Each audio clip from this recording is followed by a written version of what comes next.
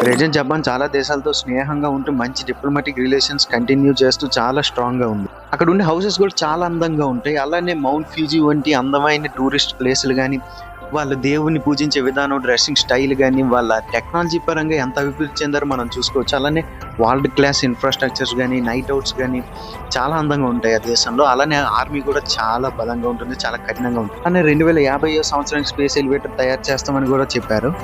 ఇదంతా ఒక ఎత్తు అయితే, మనం ఓల్డ్ జపాన్ చూసుకుంటే ప్రపంచానికి జపాన్కి ఎటువంటి సంబంధం ఉండేది కాదు. 1883లో అమెరికా వచ్చి బిజినెస్ ట్రేడింగ్ అని చెప్పి జపాన్ని వరల్డ్కి పరిచయం చేసింది. ఆ తర్వాత జపాన్ బిజినెస్ పరంగా, ఆర్మీ పరంగా, యుద్ధ పరికరాల తయారీ పరంగా జపాన్ చాలా స్ట్రాంగ్గా అయింది. ఆ తర్వాత 1894, 1895 మరియు 1937, 1445లో జరిగిన సినో జపానీస్ వార్లో కొరియాని, చైనాని ఓచకోత కోసింది అక్కడున్న ప్రజల్ని. అలానే 1904 నుంచి 1905 వరకు జరిగిన రుసో జపాన్ వార్లో రష్యా ఎంపైర్ని కూడా ఓడించింది జపాన్. ఆ తర్వాత రెండవ ప్రపంచ యుద్ధంలో అమెరికా ఆటం బాంబు వేయడం వల్ల జపాన్ సర్వనాశనం అయింది. అయినా తర్వాత కూడా ఎవ్వరూ ఊహించిన విధంగా జపాన్ మళ్ళీ కంబ్యాక్ ఇచ్చింది. అలానే ఛానల్ని సబ్స్క్రైబ్ చేసుకోండి. ఇలాంటి విషయాలు ఇకపై ఛానల్లో వస్తూనే ఉంటాయి. Please subscribe.